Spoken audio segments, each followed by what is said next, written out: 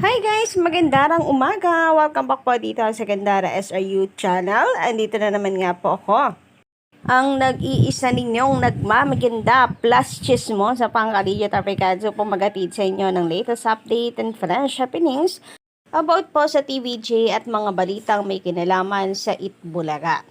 Ganun na rin po sa loob at labas ng showbiz. Kaya naman kung hindi ka pa nakaka-subscribe dito sa aking channel, pindutin mo lang yung subscribe button and notification bell para mag-i-updated at ma-notify ka sa mga susunod nating videos. Samantalang mainit nga po natin pag-uusapan para po sa umagang ito ay pumapatungkol nga po dito sa Showtime, sa ratings ng Showtime na kung saan unti-unti pong bumababa. And ngayon nga, nasa 2% na ang ibinaba ng ratings ng Showtime. So, hindi naman biglaan ka-legit Dabarkads, pero hindi po nakikita ng mga Dabarkads, ng mga netizen, yung extra factor ng Showtime, yung effect ng Showtime dito sa GMA Network.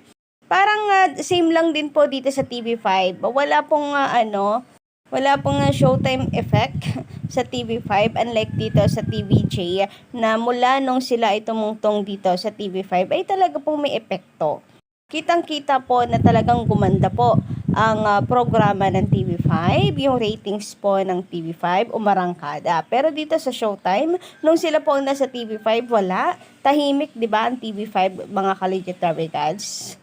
So, hindi ramdam yung kanilang effect sa Channel 5. Ganun din dito sa GMA7 Network. Parang wala ring effect ka-legit Dabarkads yung Showtime. Kasi, kung ano po ang ratings ng Itbulaga noon sa GMA7, siya rin namang ratings ng Showtime. So, yung pangarap, or should I say, yung ine-expect ng GMA Network sa Showtime, hindi nila namimit. Kasi ganun pa din, wala namang pinagbago. Ganun din ang ratings nila ng noong time ng GMA7, ng TVJ ang nandyan. So, dapat, since kapamilya show yan, mayroon po sanang extra factor yan, like yung fans po ng Showtime plus kapuso viewers, magsasanib pwersa. Pero anyari? Parang yung ratings ngayon ng Showtime sa GMA7, fans lang ng TVJ nung nasa GMA7 din sila. Wala yung extra.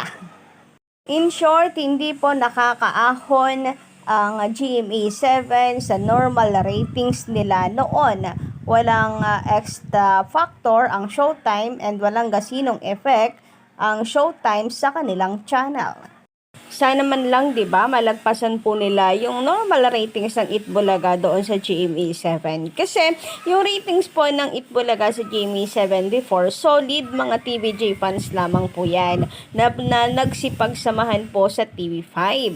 Pero itong kapamilya New Time Show, hindi lang sila ang viewers, hindi lang solid na kapamilya viewers, pati po mga solid kapuso viewers, yon ang nanonood ngayon sa kanila. Kumbaga, sanib pwersa na po yan, pero bakit lumalabas na normal ratings pa din po ito ng Itbulaga before? Na ang tanging viewers ay solid TVJ fans lang. So, nakakaloka mga Dabarkads, sanib pwersa na po yan, Kasama po sa 7% ang ratings ng iba pa pong channels like GTV, A2Z at iba pa. Pero ang ending, single channel and single fandom lang ng TVJ before ang nagiging ratings ng It's Showtime ngayon. Well, kung ngayon po natin ay kukumpara sa ratings ng TVJ, malaki nga ang diferensya. Kasi nga naman, mahina po ang reach ng TV5 and gayon pa lamang po nakaka-recover ang Itbulaga. Di ba parang nag-back to zero po sila? As in, pati po DJ, mga lights, nalibago po sila. As in, back to zero po sila. Ngayon pa lamang po nakaka-recover ang EP. Ang Showtime naman, isang set yan Nandyan ang kanilang production, wala namang problema. So, may advantage pa din ka-legit Dabarkads talaga itong Showtime when it comes to production ka-legit Dabarkads. Anyway, ito na nga, mula po nang lumipat ang It's Showtime sa GMA7 April 6, ito yung ratings nila, 9.7, di ba? Naging 8.3 noong April 8, 2024, to 8.6 noong April 9, 8.3 April 10, 8% na lang nung April 11. So dyan na po nagsimula yun na talagang napansin po ng mga tao na bumababa po ang ratings ng It's Showtime paunti-unti. Kasi nagsimula sila sa 9.6, then naging 8%. Hanggang sa ito na nga, nag-flat 8.0%. And then kinabukasan po pala, April 12, ayun na nga, bumagsak na sila sa 7.3%. O kapansin-pansin po dito no, mga ka-Legitary Cards, na from 9%, naging 8, hanggang sa naging 7% na lang. After 1 week, bumaba po sila ng 7% ka-Legitary Cards. Well, kung akong tatanungin, hindi naman bigla. At sobrang laki ng ibinaba po ng ratings ng Showtime. Pero ang tanong, slowly but surely na kaya itong pagbagsak po ng ratings ng It's Showtime, magtutuloy-tuloy na kaya ang pagbaba ng kanilang ratings. So magdedere-derecho po kaya yan sa 6% to 5% hanggang sa magpantay na lang po sila ng EB sa 4% and 3%. So magkakaalaman po tayo mga ka-Darby Cards, pero marami pong nagsasabi na itong ratings na yan ng Showtime ay hindi po kagaya ng ine-expect ng GMA Network na makakamit ng Showtime after po na lumipat ito sa GMA7 dahil ine-expect na magkukumbine po ang viewers ng Kapamilya at Kapuso. Pero ang ending, tamang regular, normal ratings lang po ito ng EB before nung nasa GMA7 ito. Wala po naging extra. Wala naging extra special ang It's Showtime, yung effect ng Showtime sa GMA7. Samantala, narito po ang komento na atin pong mga legit subscribers mula kay Sir Romy Obispo. Magandang umaga sa inyo. Sabi niya dito, Ma'am Gandara, baka sa birthday ni Bossing sila lilipat. Nako, sana nga po makalipat na po ang TVJ and sa birthday po ni Bossing nila ganapin ang para po sa panibagong bahay ng Itbulaga at mas malaki para na rin po maging maganda ang selebrasyon ng birthday ni Bossing. Ang tagal na rin na iniintay po ng mga Darby Cards ito pong paglipat nila ng studio na mas malawak. And ang inaasahan nga nila na matutuloy na po ito ngayong ang wawawin ni Kuya Will ay sinasabing kasado na sa TV5. Baka mapilitan na talaga na lumipat ang TVJ sa mas malaking studio. Pero bukod po dyan, di ba, sa mas malaking studio, isa rin po sa ating matagal nang iniintay yung certificate ni inyong Master Joey De Leon. Napakatagal na, April na po ngayon, ka-Darby Cards. Di ba?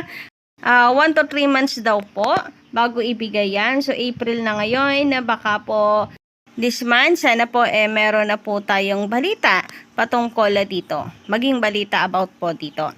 Samantala, sabi naman dito ni Miss Angelica Shiba Jacob, good morning Miss Gandara SIU. Huwag natin sila pansinin mga kalaban na vloggers. May nagsabi na hindi tunay na magnobyo yung contestant sa Showtime noon. Dahil hindi dumating yung nobyo ng babae, kaya kumuha ng lalaki sa studio. Well, sila na pong bahala dyan. Kung maglolokohan po sila, hindi naman tayo nanonood, di ba? Sa kanilang programa. So, bahala sila, sakta nila sarili po nilang fans. Lokohin po nila sarili po nilang fans. Pero ang parang ang saklap no mga ka-Darby Cards, parang anong sakit na alam niyo yun, isa ka po sa todo tanggol sa paborito mong programa, tapos ang ending niloloko lang pala kayo, di ba? So, masakit nun para po sa isang fan. So, bahala po sila sa buhay nila, ka-Darby Cards, kung yan ang gusto po nila mangyari sa takbo ng kanila pong programa. Samantala, sabi po dito, alam mo, Gandara SIU, mas marami ang nag-view sa Itbulaga.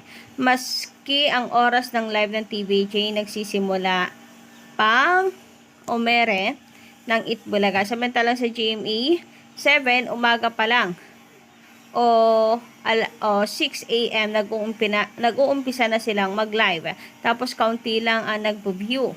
Pagdating na 11:30 a.m. ngayong araw, iyan ang dapat abangan dahil umpisa na ng live ng TV5. Doon kayo magbase ng mga watch sa Itbulaga versus It's Showtime. Maski nauna ang GMA7 sa pagla-live, kakaunti lang ang nanonood dito kumpara sa Itbulaga. Diyan kayo magbase at hindi sa ratings kasi puro yon YouTube channel ang naka-ere sa dalawang noontime show.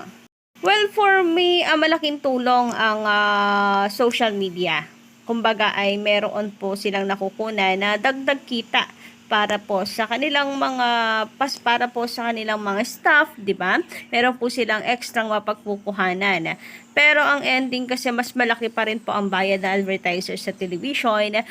Kaya napaka-importante din at hindi po natin dapat isang tabi ang ratings Collegiate Adabicals kasi yan din po ang pinagkukunan nila ng budget para sa kanilang production. Anyway guys, sa ngayon lumalamangon po sa commercial. Sabi nila lumalamang daw sa commercial ang Showtime kasi mataas ang kanilang ratings.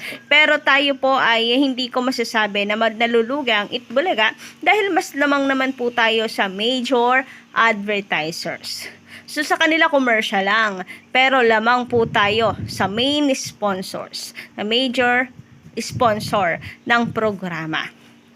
So baka nga ang ending po niyan hindi pa rin po matalo ng Showtime ang Itbulaga pagdating po sa kita. So yun lang muna guys ang aking update para po sa umagang ito. Don't forget to click the subscribe button and notification bell for more updates.